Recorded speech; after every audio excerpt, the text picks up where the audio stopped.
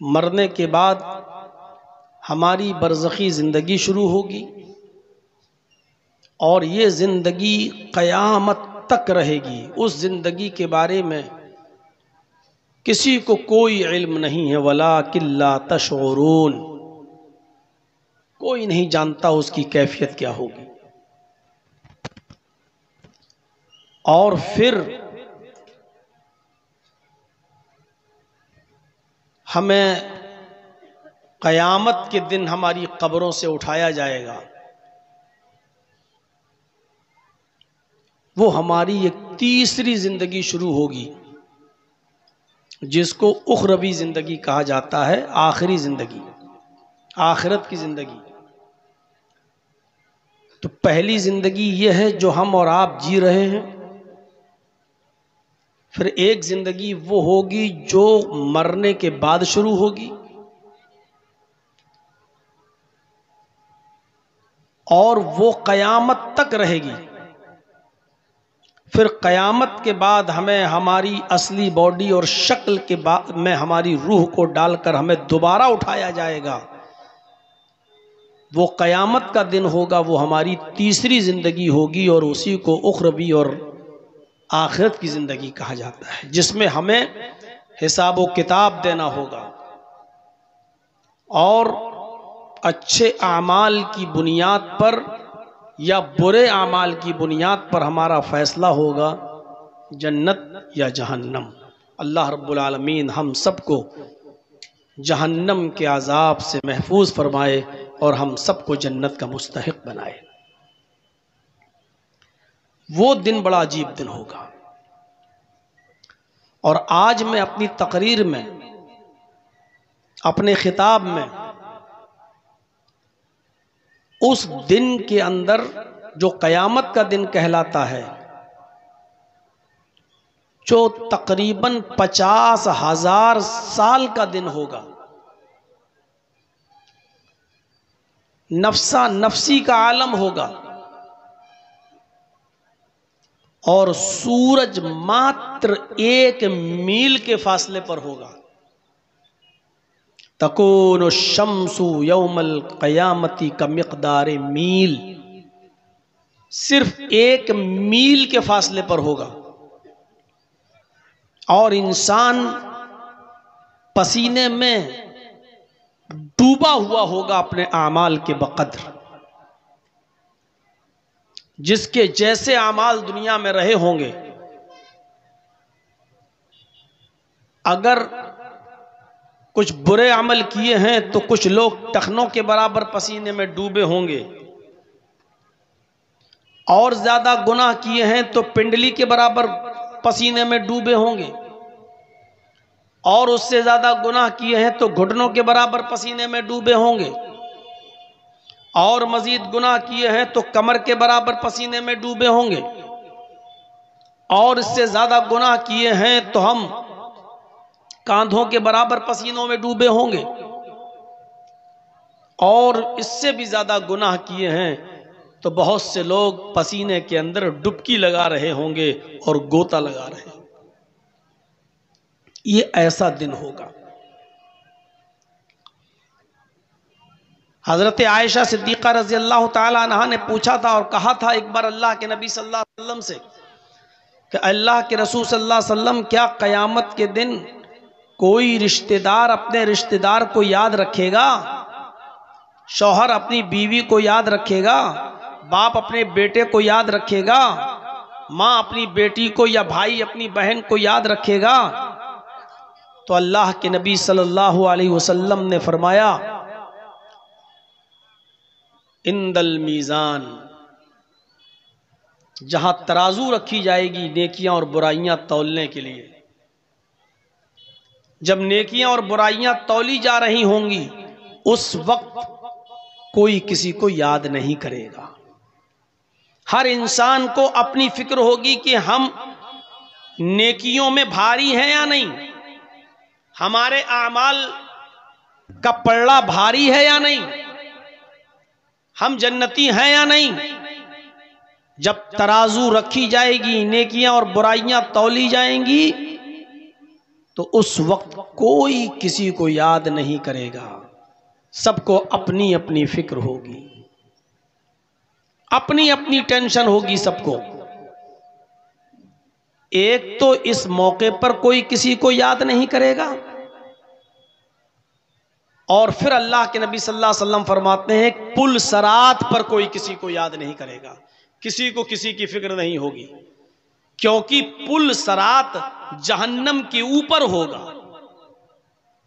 اور ہر شخص کو پل صراط کے اوپر سے گزرنا ہوگا۔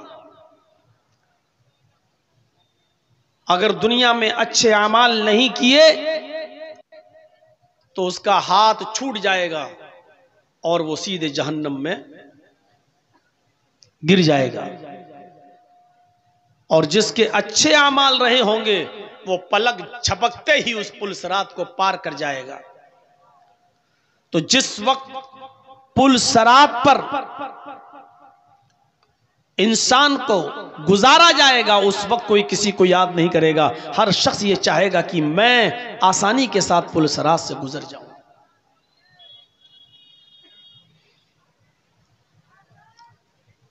یہ بڑا عجیب موقع ہوگا، اور اس قیامت کے دن، ابھی جنت اور جہنم کا معاملہ چھوڑ دیجئے، ابھی حساب و کتاب کی بات چھوڑ دیجئے، ابھی قیامت کے دن کامیاب لوگ کون ہوں گے؟ اور سورج جو 1 میل کے فاصلے پر ہوگا، جاسوس تپش ہوگی، 50,000 سال کا ایک دن ہوگا، اس دن میں کون لوگ سکون کے ساتھ ہوں گے؟ اللہ رب العالمین کے عرش کا سایہ ہوگا، اس سائے میں جو لوگ ہوں گے بس وہی لوگ سکون کے ساتھ ہوں گے۔ اس دن انہی کو آرام مل پائے گا، سورج کی گرمی سے وہی لوگ محفوظ رہیں گے، اور پسینے میں وہی لوگ نہیں ڈوب رہے ہوں گے جن کو اللہ کے عرش کا سایہ ملے گا۔ اب عرش کا سایہ کس کو ملے گا؟ عرش کا سایہ کس کو نصیب ہوگا؟ وہی حدیث میں نے آپ کے سامنے پڑھی ہے، اور آج یہی 7 قسم کے لوگ ہم آپ کو بتائیں گے جو اللہ کے عرش کے سائے میں ہوں گے۔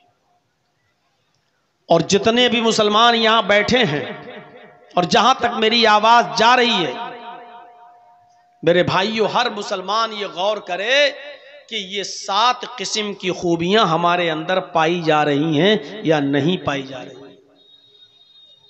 یہ 7 خوبیاں ہمارے اندر ہیں یا نہیں؟ اگر ہیں تو قابل مبارکباد ہیں آپ، اور اگر یہ 7 خوبیاں ہمارے اور آپ کے اندر نہیں پائی جا رہی ہیں تو ہمیں اللہ کے عرش کا سایہ بھی نہیں ملے گا۔ جہنم میں جو درگت ہوگی وہ الگ، یہ 50,000 سال کا دن بھی ہمارے اوپر ایک پہاڑ بن کے گزرے گا اور ہمارے لیے مصیبت ہوگا۔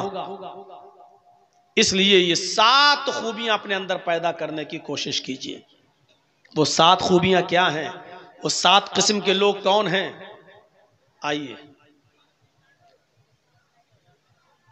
7 یظلہم اللہ فی ظلہ یوم لا ظل الا ظلہ الامام العادل۔ 7 قسم کے لوگ اللہ کے عرش کے سائے میں ہوں گے، یوم لا ظل الا ظلہ، اس دن اللہ کے عرش کے سائے کے علاوہ کوئی دوسرا سایہ نہیں ہوگا۔ 7 قسم کے لوگوں کو اللہ اپنے عرش کے سائے میں پناہ دے گا، جگہ دے گا، یوم لا ظل الا ظلہ، اور اس دن عرش کے سائے کے علاوہ کوئی سایہ نہ ہوگا۔ الامام العادل، عدل و انصاف کرنے والا امیر، عدل و انصاف کرنے والا امام، عدل و انصاف کرنے والا حکمراں، حاکم وقت، پہلا شخص۔ وَالشَّابُ نَشَأَ فِي عِبَادَةِ رَبِّهِ، دوسرا وہ نوجوان جو اپنے رب کی عبادت میں لگا ہوا ہے، وہ نوجوان جس کا مزاج صرف اپنے رب کی عبادت کرنے کیا ہے، بس وہ اپنے رب کی عبادت میں لگا ہوا ہے۔ تیسرا، وَرَجُلٌ قَلْبُهُ مُعَلَّقٌ فِي الْمَسَاجِدِ، وہ آدمی جس کا دل مسجد کی طرف اٹکا ہوا ہے، ابھی ظہر پڑھ کے آیا، گھر پہ کام کر رہا ہے، اس کا دماغ لگا ہے عصر کا وقت کب ہوگا، عصر پڑھ کے نکلا ہے، کچھ کام کر رہا ہے، بار بار گھڑی دیکھ رہا ہے، بار بار آسمان کی طرف دیکھ رہا ہے کہ مغرب کا وقت کب ہوگا، جس کا دل مسجد کی طرف لگا ہوا ہے۔ 3، وَرَجُلَانِ تَحَابَّا فِي اللَّهِ اجْتَمَعَا عَلَيْهِ وَتَفَرَّقَا عَلَيْهِ، اور وہ دو لوگ جو آپس میں کسی سے محبت کرتے ہیں تو اللہ کے لیے، اور کسی سے نفرت کرتے ہیں تو بھی اللہ کے لیے۔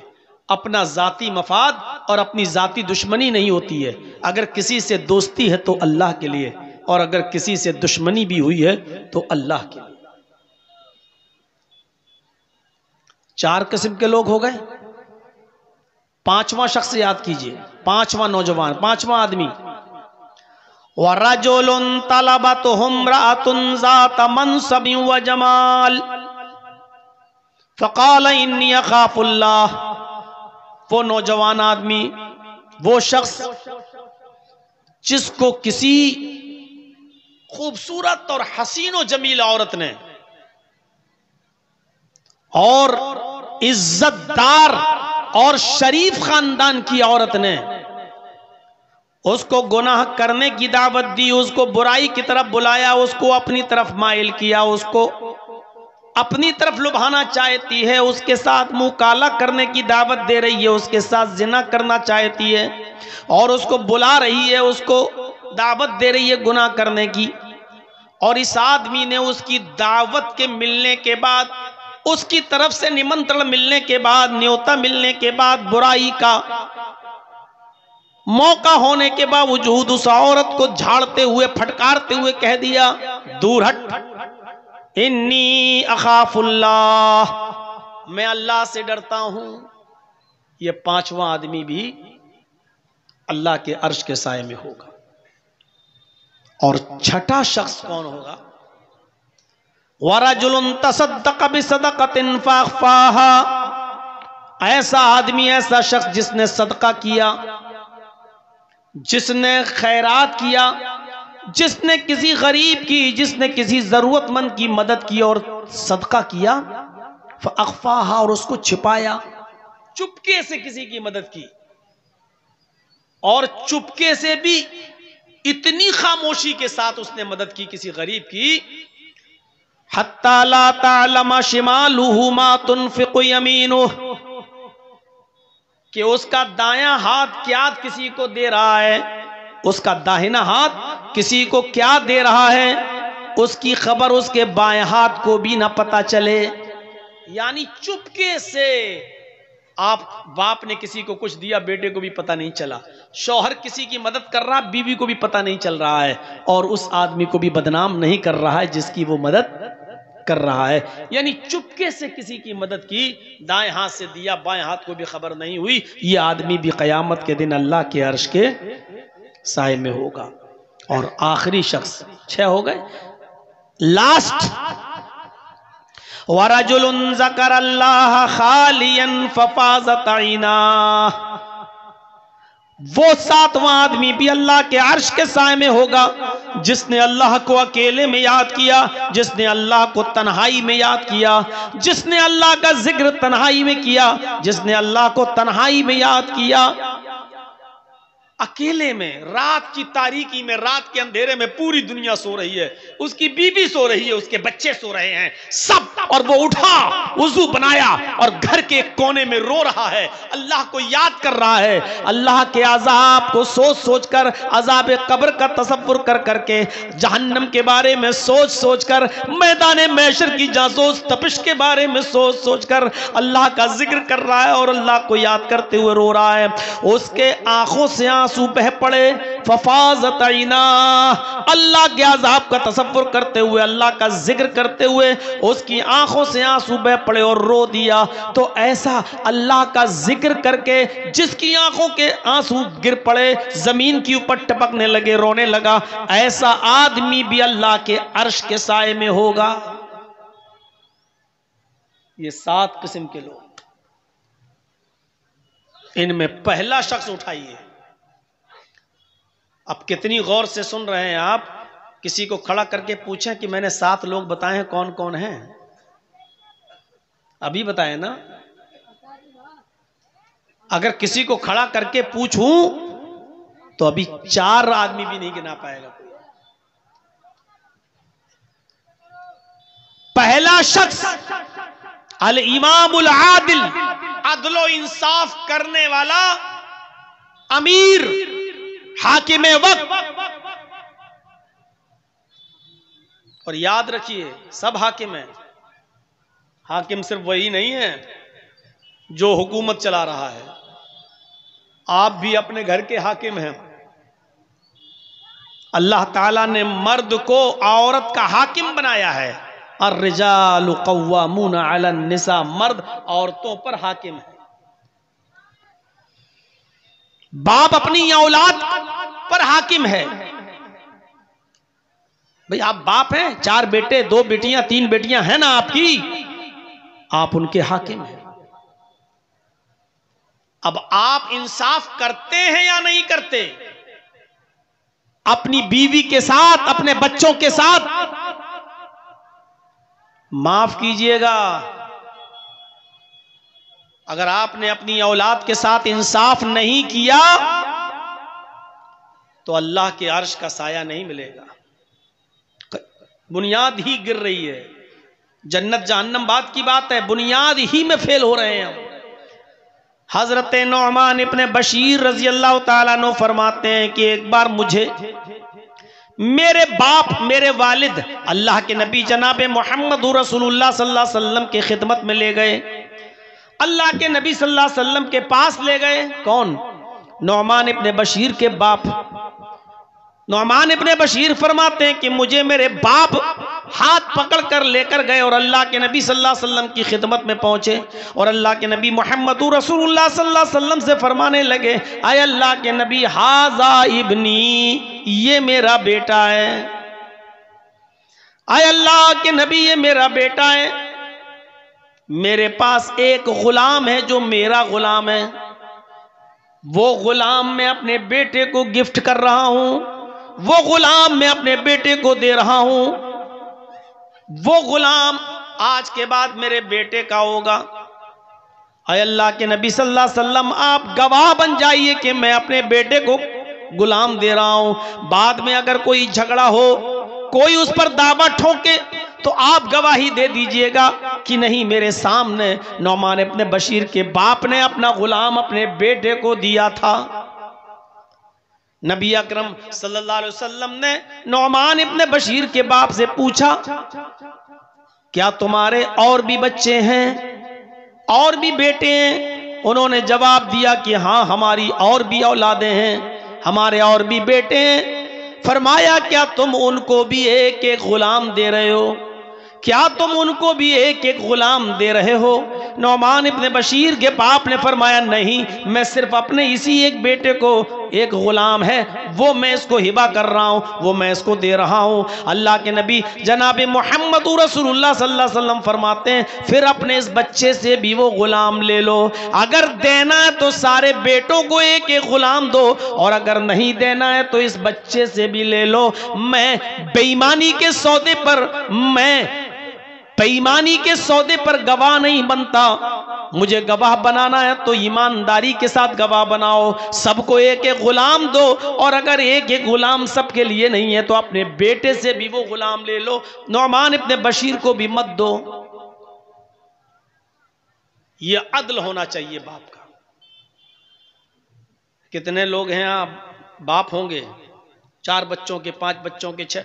गौर करें, जमीन और जायदाद का बंटवारा, गौर करें। क्या आपने वसीयत की? आपके 2 बेटे हैं, 2 बेटियां हैं, आपके मरने के बाद बेटों ने वरासत ले ली, क्या आपकी बेटियों को भी हक मिला? मसला याद रखिएगा, बाप की जिंदगी में औलाद का कोई हक नहीं है। बाप की जिंदगी में औलाद का कोई हक नहीं है। अगर वो अपनी जिंदगी में बंटवारा करता है कोई बाप, तो जितना बेटे को देगा उतना ही बेटी को भी देगा, जितना बेटे को देगा उतना बेटी को भी देगा। हां, अगर बाप ने जिंदगी में बंटवारा नहीं किया तो बाप की वरासत बाप के इंतकाल के बाद जब तकसीम होगी तो जितना बेटे को मिलेगा उससे आधा बेटी का भी हक बनेगा, लेकिन वरासत मरने के बाद तकसीम होगी तब। लेकिन आपने वसीयत की कि मेरे इंतकाल के बाद मेरे बेटों का जितना बने बेटों को देना, मेरी बेटी का जितना बने उन बेटियों को देना। क्या आपने वसीयत की? अगर जमीन और जायदाद के बंटवारे में अमानतदारी नहीं हुई, बेटों के साथ बेटियों को हक नहीं मिला, बहनों को हक नहीं दिया आपने, आपके मरने के बाद आपकी बीवी को हक नहीं मिला, तो याद रखिए कयामत के दिन अर्श का साया नसीब नहीं होगा। साया अर्श का मिलेगा ही उस शख्स को जो अदल और इंसाफ कर रहा होगा। एक जिम्मेदार शख्स के लिए जरूरी है कि वो जिम्मेदारी के साथ निभाए और अदल और इंसाफ करने की वसीयत कर जाए अपनी जिंदगी में कि मेरे बच्चों सुनो, एक आलिम को बुला लेना मेरे इंतकाल के बाद, और वो जमीन और जायदाद का बिल्कुल सही सही बंटवारा कर दे। बेटों का जितना बनता बेटों को दे दे, बीवी का जितना बनता वो बीवी को दे दे, बहनों का बेटियों का जितना बनता वो बेटियों को दे दे। मेरे मरने के बाद मेरी बहन का जितना बनता वो बहन का हक दिया जाए।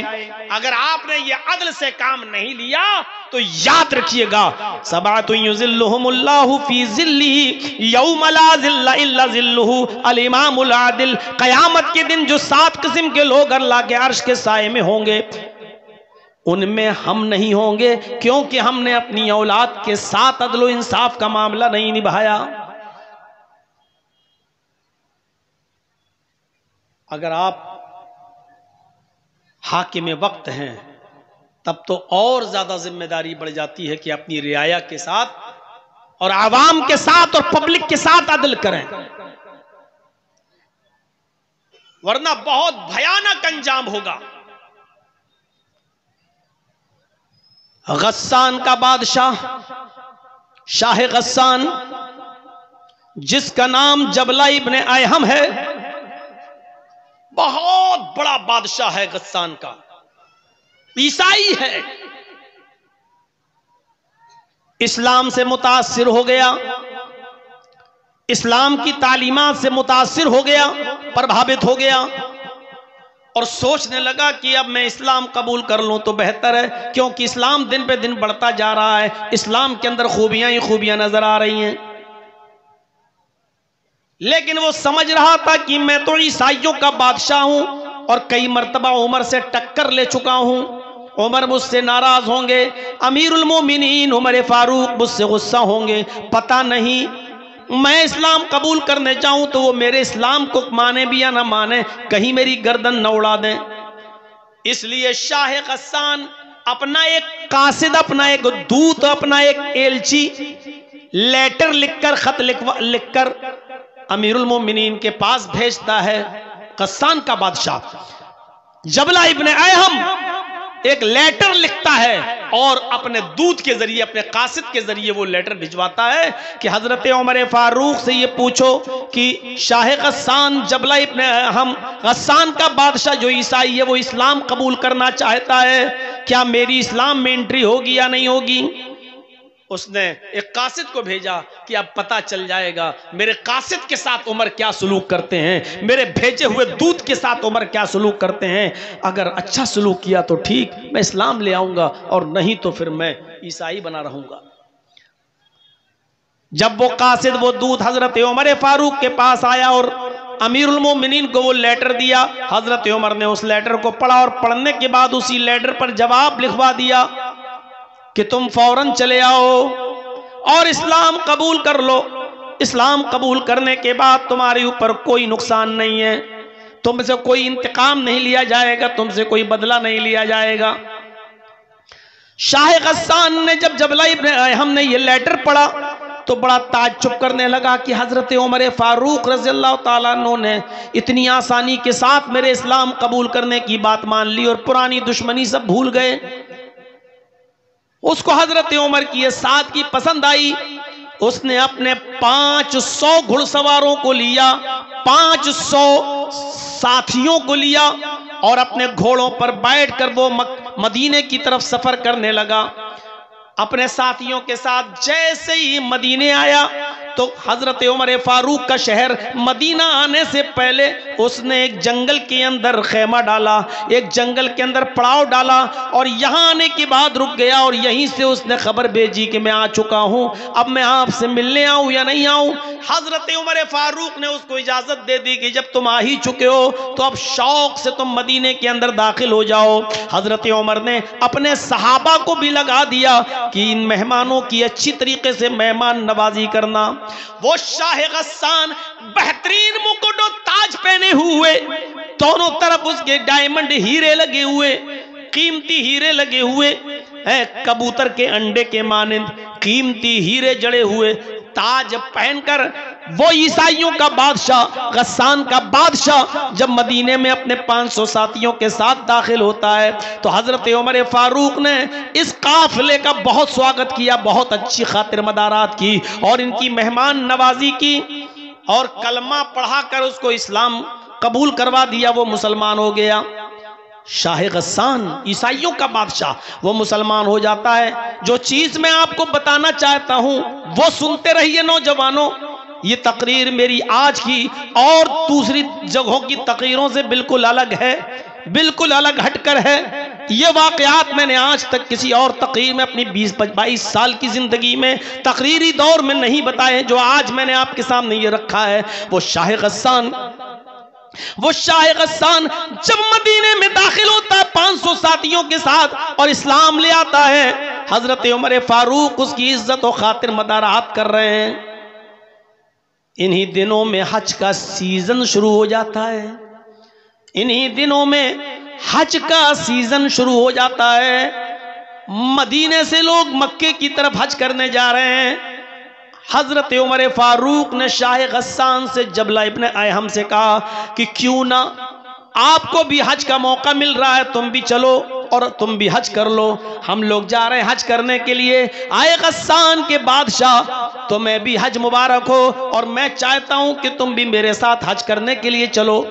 وہ بھی تیار ہو گیا، اور شاہ غسان جب تیار ہوتا ہے حج کرنے کے لیے روانہ ہوا اپنے ساتھیوں کے ساتھ، اور یہ سب لوگ جب مکے میں پہنچے تو الگ الگ ہو گئے۔ چلو جاؤ، اب طواف کے بعد ملیں گے، عمرے کے بعد ملیں گے، بعد میں ملاقات ہوگی۔ حضرت عمر بھی طواف کرنے لگے، اور خانہ کعبہ پہنچنے کے بعد شاہ غسان بھی طواف کرنے لگا۔ ایک خوبصورت لنگی پہنے ہوئے تھا احرام کی شکل میں، اوپر ایک چادر ڈالے ہوئے تھا اور بہترین قسم کی ایک لنگی پہنے ہوئے تھا۔ بادشاہ تھا، چونکہ وہ پیسوں کی اس کے پاس کوئی کمی نہیں تھی۔ وہ طواف کرنے لگا۔ دوران طواف ایک نوجوان صحابی سے، جو اعرابی تھا، جو دیہاتی تھا، وہ نوجوان صحابی بھی طواف کر رہا تھا۔ بھیڑ زیادہ ہونے کی وجہ سے اس نوجوان آدمی کا پیر شاہ غسان کی لنگی کے اوپر رکھ گیا۔ ایسے وہ طواف ہو رہا تھا تو ایسے وہ پیر سے لنگی دب گئی، شاہ غسان کی لنگی دب گئی۔ شاہ غسان جب آگے بڑھا تو اس کی لنگی کھل گئی، شاہ غسان کی لنگی کھل گئی. چادر اتنی لمبی تھی اوپر والی، جو نیچے تک تھی اس کی شرمگاہ نہیں دکھائی دی، ستر نہیں کھلا، اس کی لنگی کھل گئی. اس نے جلدی سے، نوجوان نے، اس مسلمان صحابی نے جلدی سے اس کی لنگی اٹھا کر اس کو دی کہ بھائی غلطی سے، دھوکے سے میرا پیر تمہاری چادر پر، تمہاری لنگی پر رکھ گیا. شاہ غسان نے دیکھا ایک غریب آدمی جس کے احرام میں پیوند لگے ہوئے ہیں، جس کے کپڑے میں جوڑ لگے ہوئے ہیں، اس کمینے نے، اس کمبخت نے میری لنگی کو اپنے پیر سے دبا دیا. شاہ غسان پیچھے مڑا اور اس نے ایک زوردار تھپڑ اس مسلمان نوجوان کو، اس صحابی کو مار دیا. دیکھو اس لڑکے کو روکو تو لال لائٹ مار رہا ہے. یہی ماں باپ نے سکھایا ہے. اتنے اتنے سے بچے ہیں، ان کو یہ بھی نہیں معلوم لائٹ کہاں ماری جاتی ہے.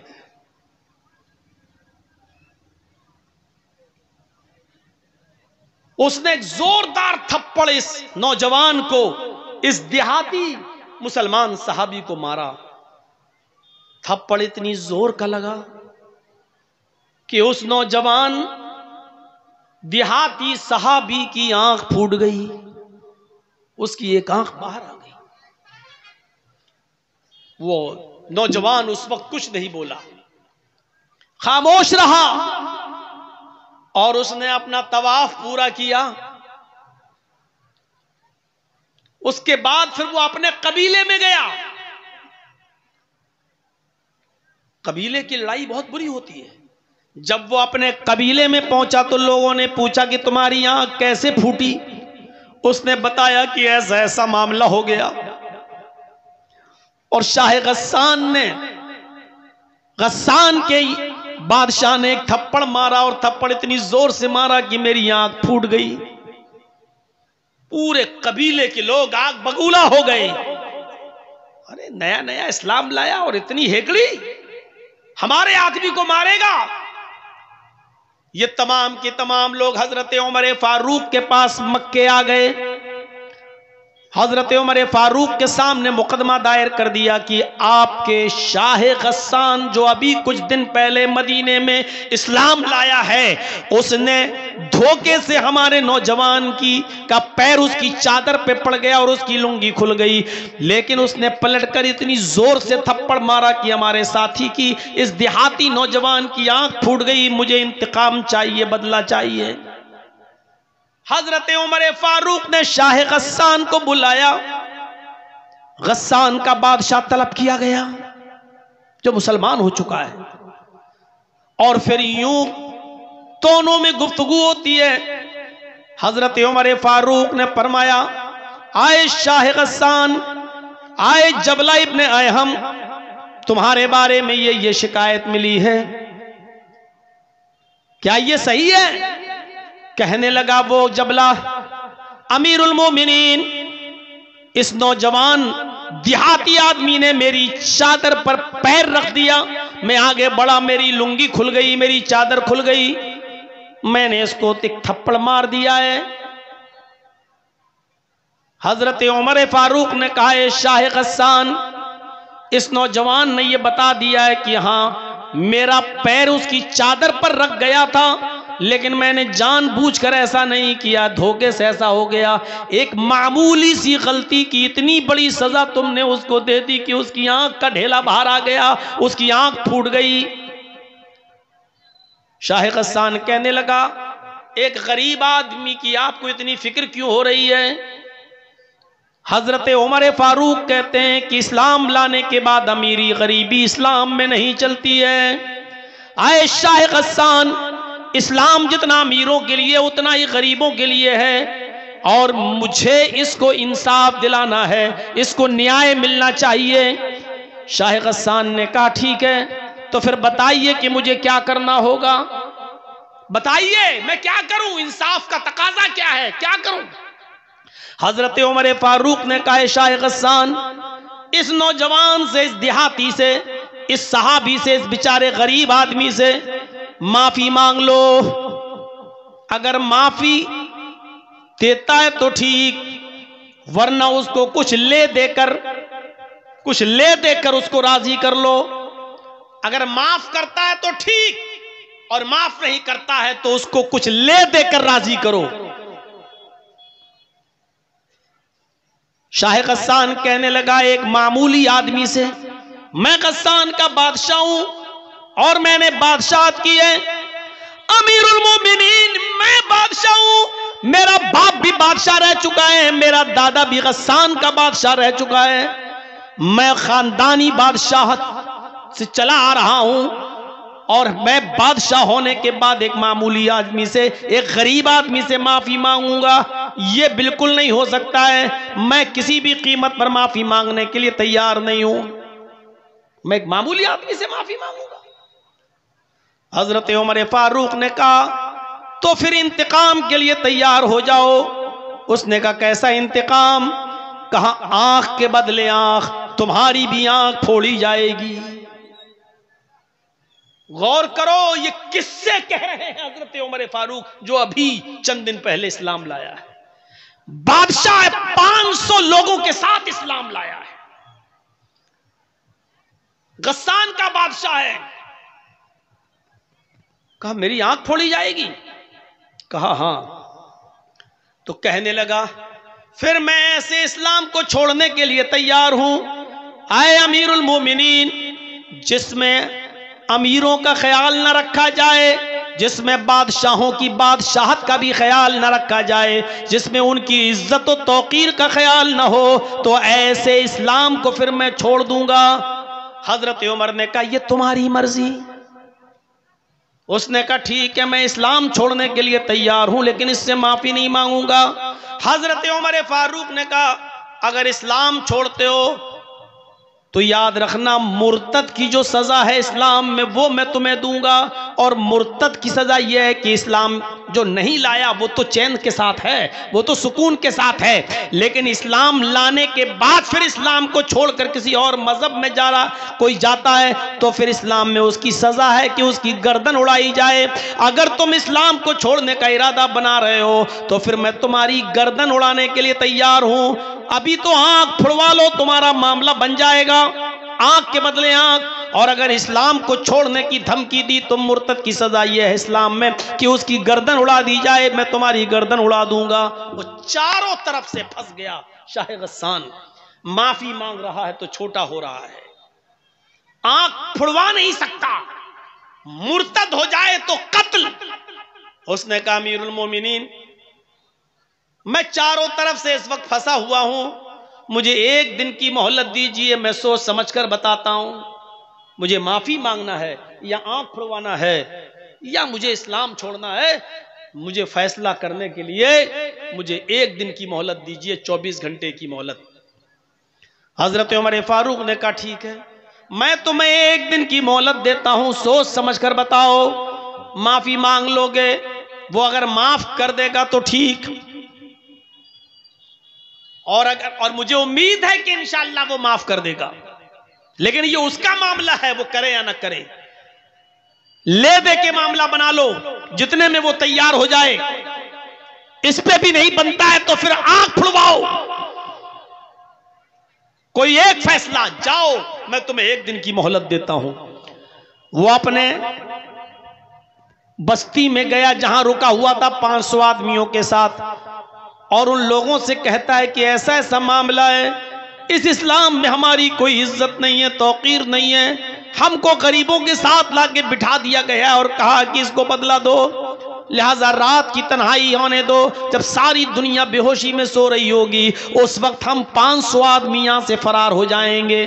لہٰذا جیسی رات کی تاریکی ہوئی، رات کا اندھیرا آیا اور سب لوگ خواب غفلت میں بے ہوش ہو کے جب سونے لگے تو شاہ غسان جبلہ ابن اہم اپنے 500 ساتھیوں کے ساتھ رات کے اندھیرے کا فائدہ اٹھا کر بھاگ گیا اور وہ غسان پہنچ گیا. میرے پیارے ساتھیوں، حضرت عمر فاروق نے اس کی کوئی پرواہ نہیں کی.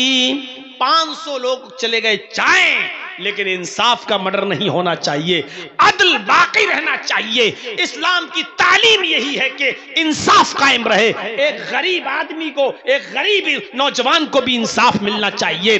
حضرت عمر فاروق نے کہا نوجوان وہ گیا 500 آدمیوں کو بھی لے گیا، کوئی پرواہ نہیں۔ اللہ کا شکر ہے کہ میں نے عدل کو بچایا، میں نے نیائے کو بچایا، میں نے انصاف کو بچایا۔ میرے بھائیوں، ایسا عدل کرنے والا امیر المومنین حضرت عمر فاروق جیسا شخص قیامت کے دن عرش کے سائے میں ہوگا۔ ایسے ہی لوگوں کے بارے میں اللہ کے نبی نے فرمایا کہ 7 قسم کے لوگ قیامت کے دن اللہ کے عرش کے سائے میں ہوں گے۔ اس دن اللہ کے عرش کے سائے کے علاوہ کوئی دوسرا سایہ نہیں ہوگا۔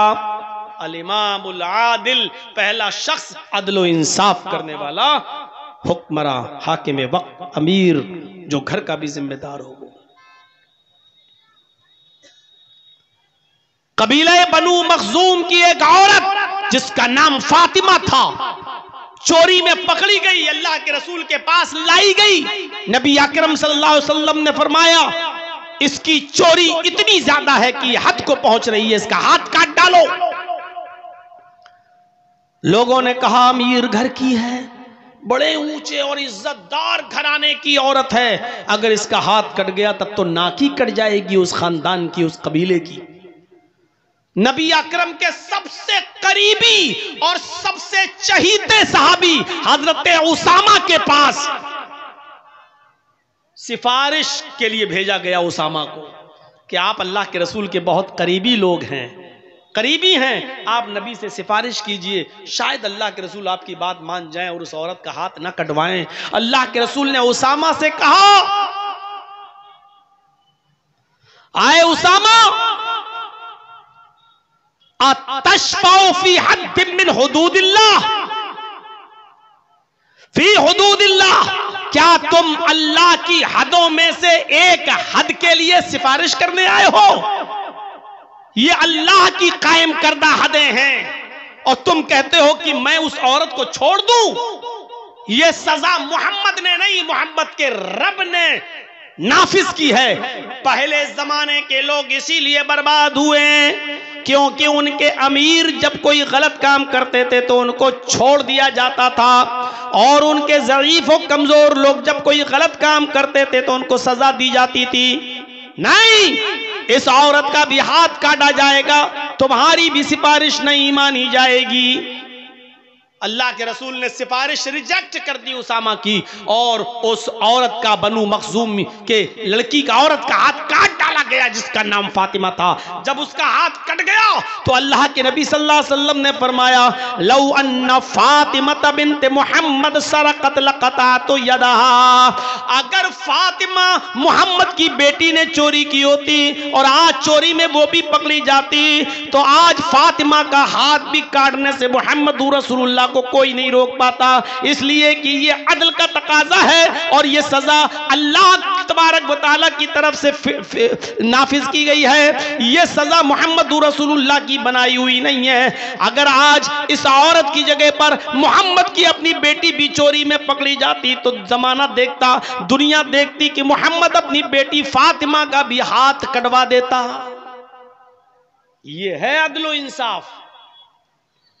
اور جس قوم میں عدل و انصاف نہیں ہے، سمجھ لو عرش کے سائے میں ان کو جگہ نہیں ملے گی۔ چلیے اب تھوڑا سا اور آگے بڑھیں۔ پہلی چیز ہو گئی ہے عدل و انصاف کرنے والے لوگ۔ دوسرا کون؟ وَشَابٌ نَشَأَ فِي عِبَادَةِ رَبِّهِ، دوسرا وہ نوجوان جو اپنے رب کی عبادت میں لگا ہوا ہے، اپنے رب کی عبادت میں، اس نے سب کچھ بھلا دیا اپنے رب کی عبادت۔ نوجوان، شاب نشأ فی عبادت اللہ، اس کا مطلب کیا ہے؟ اللہ تعالیٰ کو جوانی کی عبادت زیادہ پسند ہے۔ بڑھاپے میں تو سبھی عبادت کرنے لگتے ہیں، بچوں کی شادی ہو گئی، اب سب ہو گیا، اب جا رہے ہیں حج کرنا ہے، سب سے نبٹ گئے، اب چلو حج کرے آئے۔ اب حج کر کے آئے تو اب اللہ اللہ کرنے پہنچ گئے مسجد میں، پوری جوانی تو خرافاتوں میں گزار دی۔ اب جب 2-3 سال کے مہمان رہ گئے، کھوسٹ بڈھے ہو گئے، صحیح سے زبان چلتی نہیں ہے، ہاتھ پیر اٹھ نہیں رہے، اب جا رہے ہیں اللہ تعالیٰ کی عبادت کرنے۔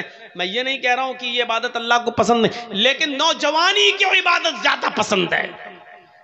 غور کرو، وہ حضرت حنظلہ رضی اللہ تعالیٰ عنہ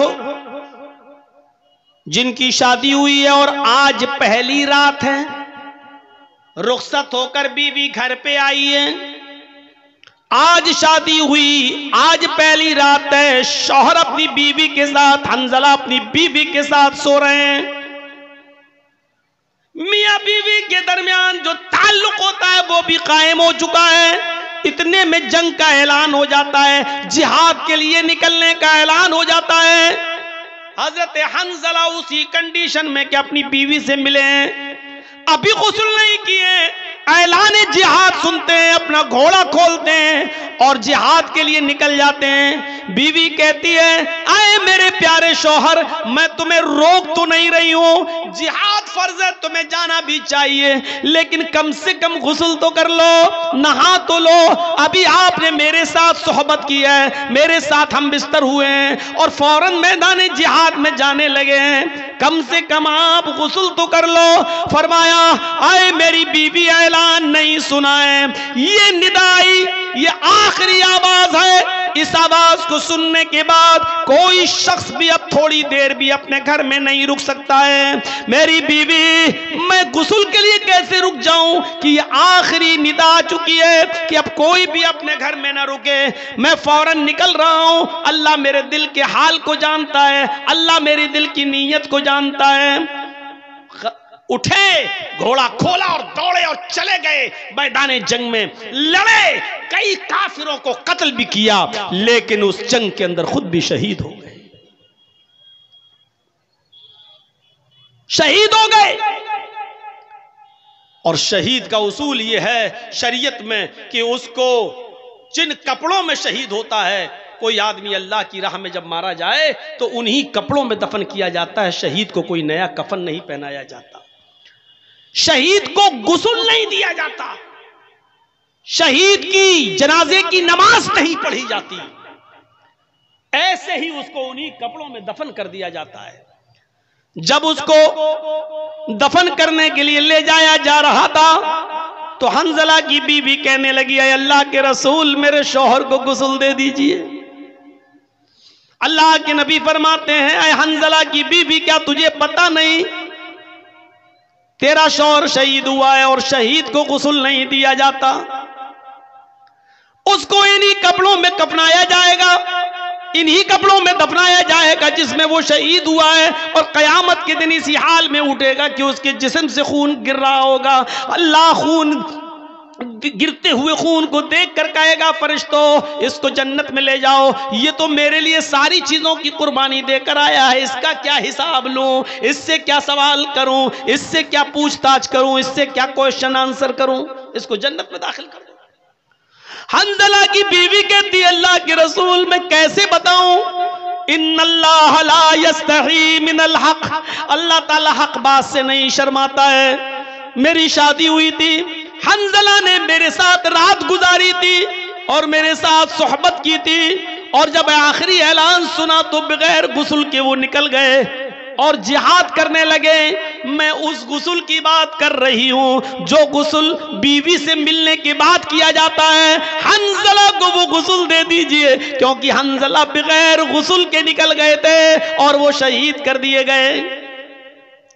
تھوڑی دیر توقف کیا، اللہ کے نبی جناب محمد رسول اللہ تھوڑی دیر رکے رہے اور تھوڑی دیر کے بعد فرمایا ساتھیو اس جنازے کو اٹھاؤ اور قبرستان میں لے جا کر ان کو دفن کرو، میں بھی چل رہا ہوں۔ حنظلہ کی بیوی پھر بولی اے اللہ کے نبی اتنی دیر رکنے کے بعد بھی آپ نے غسل نہیں دیا۔ فرمایا اے حنظلہ کی بیوی اپنے گھر جا، تیرے شوہر کو محمد رسول اللہ کے غسل کی ضرورت نہیں ہے۔ آسمان سے 70,000 فرشتے زمین پر اترے اور ان فرشتوں نے تیرے شوہر کو غسل دے دیا۔ تیرا شوہر غسیل الملائکہ ہے، فرشتوں نے تیرے شوہر کو غسل دے دیا ہے، تیرے شوہر کو ہمارے غسل کی ضرورت نہیں ہے، تیرا شوہر فرشتوں کے ذریعے غسل دیا ہوا ہے۔ اور پھر حنظلہ کو دفن کر دیا گیا۔ میرے بھائیوں یہ نوجوانی کی عبادت تھی، اپنی پیاری بیوی کو چھوڑ دیا، پہلی شادی، پہلی رات، 24 گھنٹے بھی اپنی بیوی کے ساتھ نہیں رہ پایا، اور اعلان سنا نکل گیا، جہاد کیا اور قتل ہو گیا، شہید ہو گیا۔ ایسا نوجوان اللہ کے عرش کے سائے میں ہوگا۔ وَشَابٌ نَشَأَ فِي عِبَادَةِ رَبِّهِ، وہ عقبہ ابن نافع جس نے اسلام کا پرچم لہراتے لہراتے دائیں اسلام بائیں اسلام پیچھے اسلام سامنے سمندر. اللہ میں دائیں دیکھتا ہوں تو تیرے نبی کا جھنڈا لہرا رہا ہے, بائیں جہاں جاتا ہوں تیرے نبی کا پرچم لہرا رہا ہے, پیچھے مڑ کے دیکھتا ہوں اور جہاں جہاں تک میں گیا ہوں تیرے نبی کا جھنڈا لہر چکا ہے, سامنے سمندر ہے, اب میں کیا کروں؟ یعنی اب دنیا میں کوئی چپا باقی نہیں رہا جہاں تک ہم گئے, اسلام ہی اسلام, اب سامنے سمندر ہے. اے اللہ, یہ ہمارے ساتھ 1500 نوجوان ہیں جو گھوڑے پہ بیٹھے ہوئے ہیں, یہ سب اسلام کا جھنڈا لہرانا چاہتے ہیں.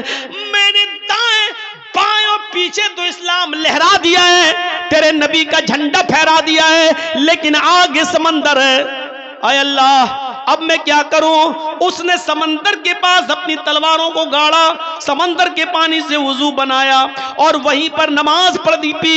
نماز ادا کرنے کے بعد کہنے لگا وہ نوجوان عقبہ ابن نافع, اے اللہ اگر میں اس سمندر کے بارے میں جان جاؤں کہ اس سمندر کو پار کرنے کے بعد بھی تیری کوئی مخلوق رہتی ہے, اس سمندر کو کراس کرنے کے بعد کوئی تیری بستی آباد ہے جہاں تیرے بندے رہتے ہیں, تو اے اللہ اگر مجھے اس بات کا علم ہو جائے تو قسم ہے تیرے عزت و جلال کی, میں اپنے گھوڑوں کو سمندروں میں ڈال دوں گا اور سمندر سے تیرتے تیرتے اس بستی تک پہنچنے کی کوشش کروں گا, اور اس وقت تک چین کے ساتھ نہیں سوؤں گا جب تک کہ اس بستی میں بھی تیرے نبی جناب محمد رسول اللہ کا پرچم نہ لہرا دوں.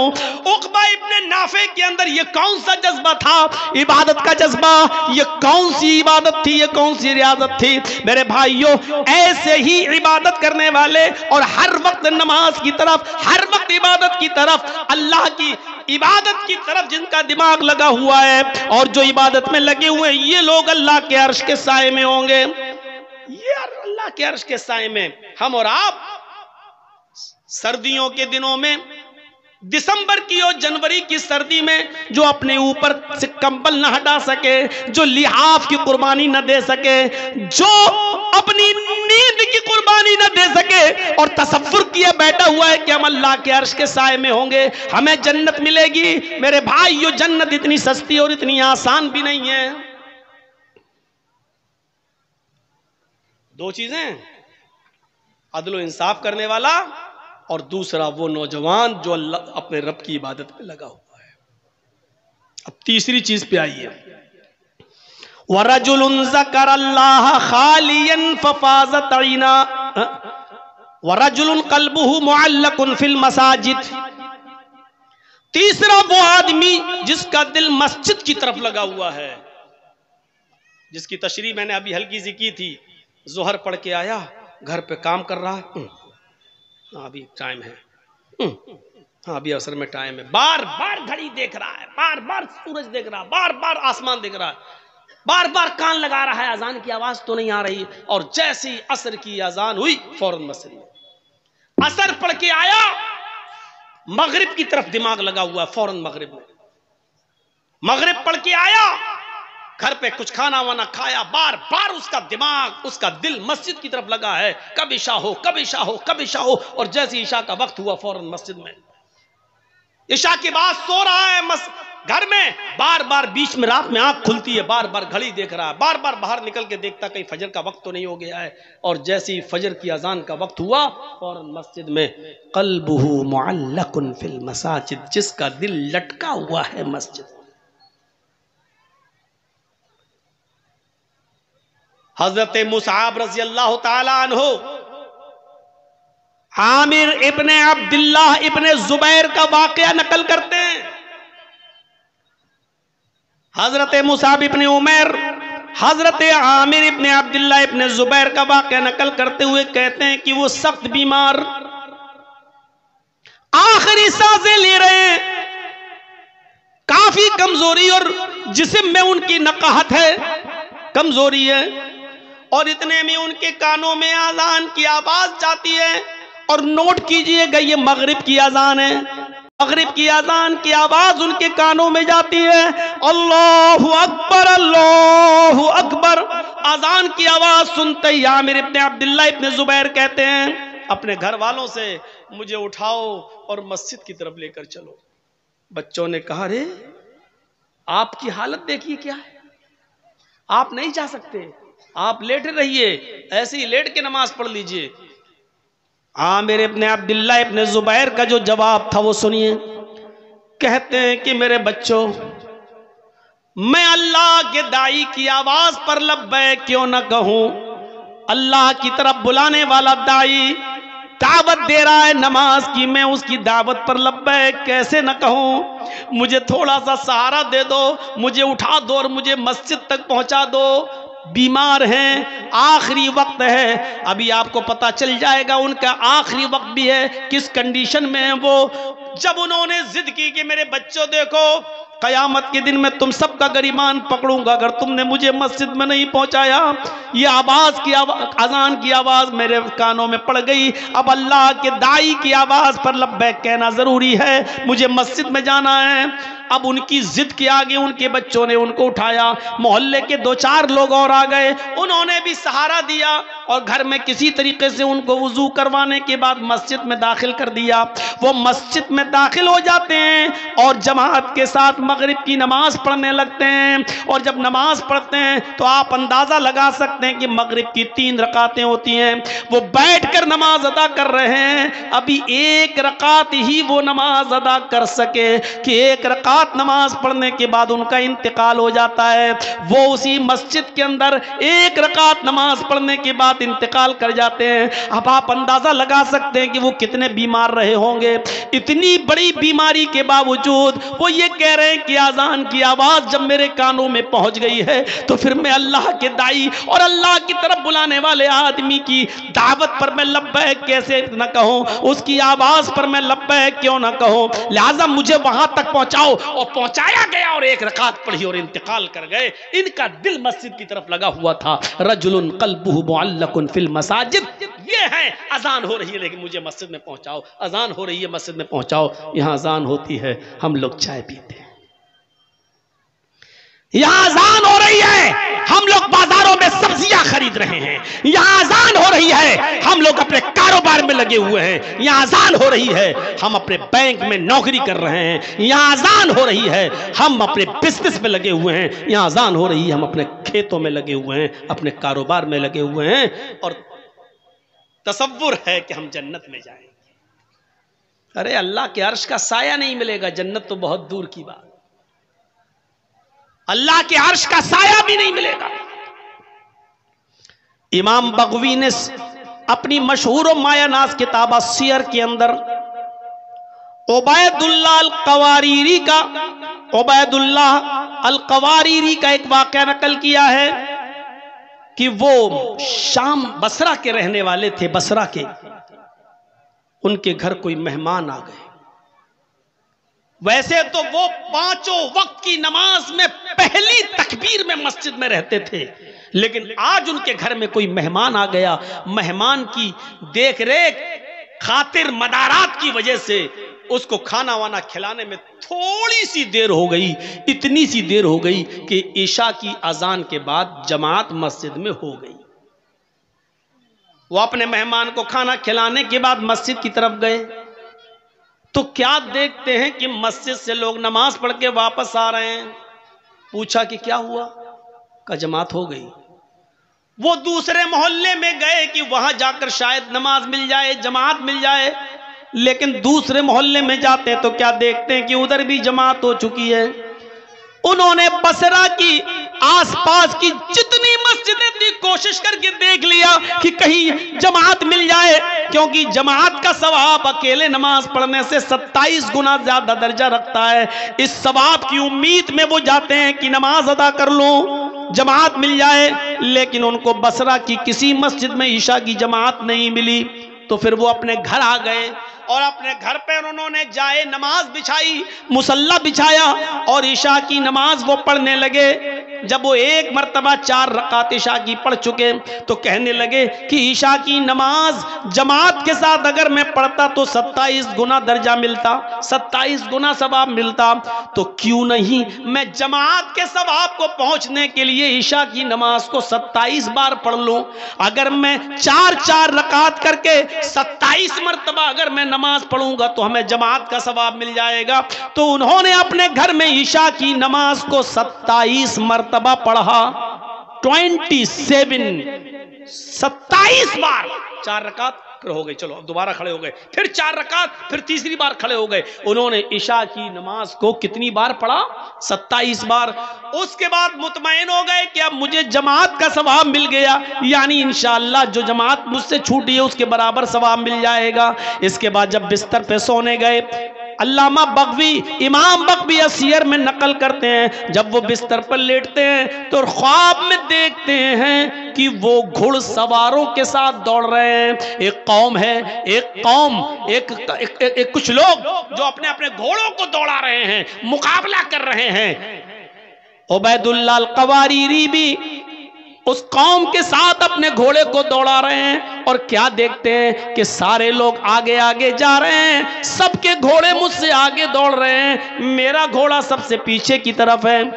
میرے گھوڑے سے آگے ایک اور آدمی ہے، وہ بھی اپنا گھوڑا دوڑا رہا ہے، میں اس سے بھی آگے نکلنا چاہتا تھا کہ میں نے اپنے گھوڑے کو ایڑ لگائی، میں نے اپنے گھوڑے کو ٹھوکر ماری، میں نے اپنے گھوڑے کو کوڑا مارا کہ آگے نکلے۔ تو مجھ سے آگے جو سواری تھا، مجھ سے آگے جو گھڑ سوار تھا، وہ کہنے لگا اے عبید اللہ، اپنے گھوڑے کو ایڑ مت لگاؤ، اپنے گھوڑے کو کوڑا مت مارو، مجھ سے آگے نکلنے کی کوشش نہ کرو۔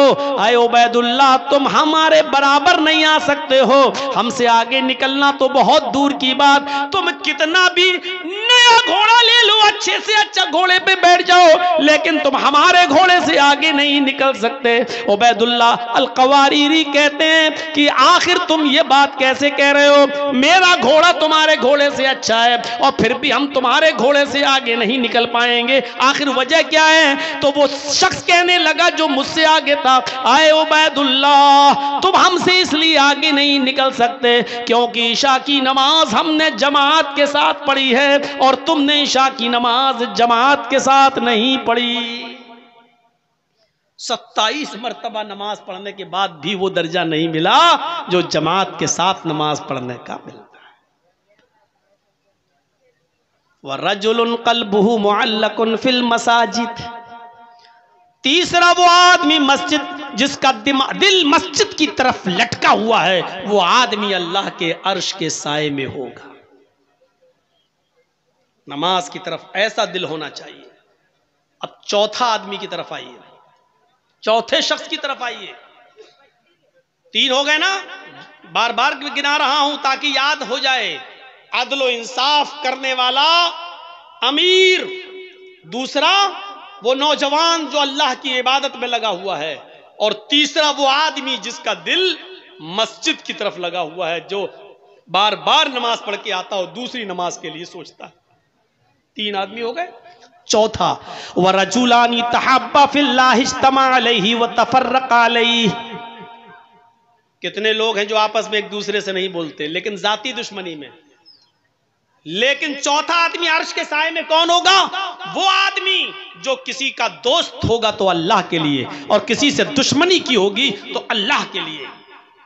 آپ سے ہم نے دعوت و تبلیغ کا کام کیا، آپ کو ہماری بات پسند آئی، آپ ہمارے مرید بن گئے، آپ ہماری دوستی ہو گئی، آپ ہماری باتیں سن رہے ہیں، اس لیے آپ جرجی صاحب آئیے چائے پلا، کیوں؟ اس لیے کہ ہم قرآن و حدیث آپ کو سناتے ہیں، آپ اس لیے ہماری عزت کرتے ہیں، یہ اللہ کے لیے ہے۔ ہمارا آپ کا کیا رشتہ ہے؟ ہمارا آپ کا کیا رشتہ ہے؟ لیکن یہ محبت اللہ کے لیے۔ اور اگر ہم نے کوئی بات بتائی اور آپ کو برا لگا اور آپ کھڑے ہو کر کہنے لگے ہٹو، تم جیسے 50 مولوی آتے ہیں، میں نے بھی تم سے بولنا چھوڑ دیا، تو یہ بھی اللہ کے لیے۔ کیوں؟ کیونکہ میں نے قرآن سنایا، تجھے برا لگ گیا ہے، اور تجھے اچھا نہیں لگتا ہے، نہیں بتاؤں گا آج کے بعد تجھے بات، تجھے اگر تکلیف ہو رہی ہے میری بات سے تو نہیں جاؤں گا تیرے پاس، تو اب ہم نے تجھے جو چھوڑا ہے وہ بھی اللہ کے لیے، کیونکہ اور کوئی وجہ نہیں۔ اگر یہ چیز ہے ہمارے اور آپ کے اندر، کسی سے دوستی ہے تو اللہ کے لیے، اور کسی سے دشمنی ہے تو وہ بھی اللہ کے لیے، تو ایسا شخص بھی اللہ کے عرش کے سائے میں ہوگا۔ اگر ہم آپ کو چھوڑ رہے ہیں تو اللہ کے لیے ہے تب تو ٹھیک ہے، لیکن آپ کو ہم اس لیے چھوڑ رہے ہیں کیونکہ آپ نے میرا پیسہ مار لیا، آپ نے میرا حق مار لیا، آپ نے میری زمین و جائیداد پہ قبضہ کر لیا، آپ نے ہمیں گالی دی، اس لیے ہم آپ کو چھوڑ رہے ہیں، تو یہ لڑائی نہیں ہے۔ محلے والوں کو، گاؤں والوں کو چاہیے کہ صلح کرا دیں، ملوا دیں، کیونکہ کوئی مسلمان کسی مسلمان سے اگر 3 دن سے زیادہ بات نہیں کرتا تو اس کی نماز، اس کی روزہ، اس کی کوئی فرض اور کوئی نفل عبادت اللہ کے ہاں قبول نہیں ہوتی ہے۔ دوستی کرو تو اللہ کے لیے اور دشمنی کرو تو اللہ کے لیے، کسی سے دوستی ہو تو اللہ کے لیے اور دشمنی ہو تو اللہ کے لیے۔ حضرت علی رضی اللہ تعالیٰ عنہ ایک یہودی سے لڑ رہے تھے، تو مجھے مار دے یا میں تجھے مار دوں، چل، دونوں میں لڑائی ہو رہی، دونوں چل، تو تلواریں دونوں نہیں، ہاتھ سے کشتی ہو رہی ہے، لڑتے لڑتے لڑتے لڑتے کبھی علی اوپر کبھی علی نیچے، کبھی یہودی اوپر کبھی علی نیچے، کبھی علی اوپر یہودی نیچے۔ میرے بھائیوں، اس طریقے سے لڑائی ہوتے ہوتے ایک موقع آیا کہ حضرت علی نے یہودی کے سینے پر چڑھ کر اس کا گلا دبا دیا، اور پکڑ کے کس کے اور زور سے اس کا گلا دبانے لگے۔ یہودی نے اپنے منہ میں تھوک جمع کیا ایسا کر کے اور تھوک دیا حضرت علی کے منہ پر۔ حضرت علی نے ایسے تھوک کو صاف کیا اور غصہ آیا حضرت علی کو اور زیادہ، کمینہ تھوک رہا ہے، اور کس کے اس کو دبانا چاہا۔ ابھی تو جب دبا رہے تھے، لیکن جب اس نے تھوکا تو اور غصہ آ گیا، لیکن جب اور غصہ آیا تو اس کو چھوڑ دیا، کہ چل بھاگ جا، میں نے تجھے چھوڑ دیا۔ وہ پیروں پہ گر گیا، کہنے لگا امیر اے علی، میری سمجھ میں نہیں آ رہا، میں نے جب تھوکا تو دیکھا آپ کے چہرے پر کہ آپ کو اور غصہ آیا، اب میں نے بھی سمجھ لیا اس غصے میں تو اب نہیں بچیں گے، لیکن جب آپ کو زیادہ غصہ آیا تو آپ نے مجھے چھوڑ دیا، یہ کیا بات ہے؟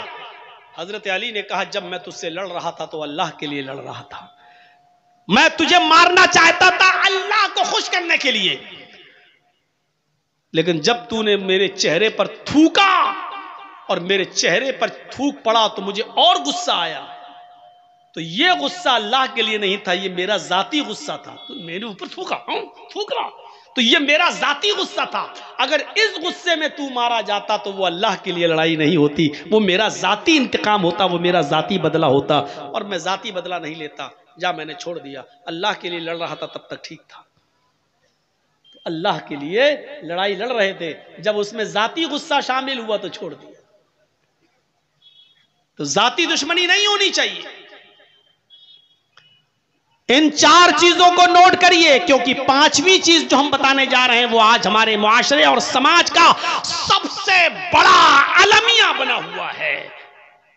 پہلا شخص عدل و انصاف کرنے والا انسان، دوسرا وہ نوجوان جو اللہ کی عبادت میں لگا ہوا ہے، تیسرا وہ آدمی جو جس کا دل مسجد کی طرف لٹکا ہوا ہے، اور چوتھا وہ شخص جو محبت کرتا ہے کسی سے تو اللہ کے لیے اور دشمنی کرتا ہے کسی سے تو اللہ کے لیے، اور 5واں نوجوانوں معاشرے میں سب سے بڑی برائی یہی، وَرَجُلٌ دَعَتْهُ امْرَأَةٌ ذَاتَ مَنْصَبٍ وَجَمَالٍ فَقَالَ إِنِّي أَخَافُ اللَّهَ، ایسا آدمی جس کو کسی خوبصورت حسین و جمیل عورت نے برائی کے لیے بلایا،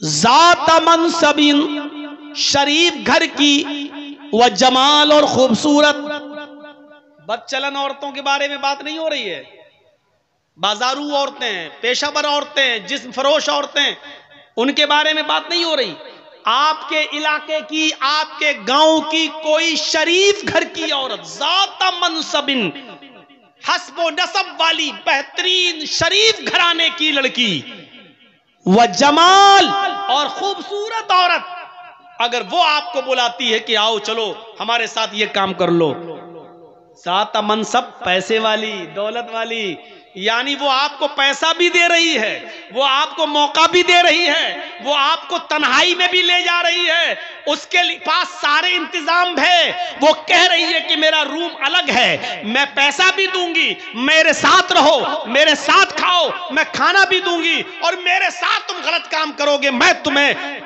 اس کی اجرت بھی دوں گی، اور خوبصورت بھی ہے، ذات منصب، یعنی ایسی عورت نے آپ کو بلایا جو خود امیر ہے، جو خود شریف ہے، جو خود پیسے والی ہے، اور جو خود بہت اونچے گھرانے کی ہے، اور خوبصورت اور حسین و جمیل ہے۔ آپ کے پاس کچھ نہیں لیکن وہ آپ کو دعوت دے رہی ہے، آپ کے پاس موقع نہیں لیکن وہ موقع دے رہی ہے، آپ کے پاس تنہائی کی جگہ نہیں لیکن وہ آپ کو تنہائی کی جگہ دے رہی ہے۔ یہ سب کچھ ہونے کے بعد پھر آپ نے ایسی خوبصورت، ایسی حسین و جمیل اور ایسی ذات اور منصب اور حسب اور نسب والی اور ایسی شریف عورت کو دیکھ کر کہا ہٹ چل بھاگ یہاں سے، انی اخاف اللہ، میرا رب مجھے دیکھ رہا ہے، میں اللہ سے ڈرتا ہوں، میں تیرے قریب نہیں جا سکتا، میں یہ غلط کام نہیں کر سکتا۔ ایسی عورت کی دعوت کا انکار کرنے والا اور ایسی عورت کے دل اور ارادے کو پورا نہ کرنے والا شخص اللہ کے عرش کے سائے میں ہوگا،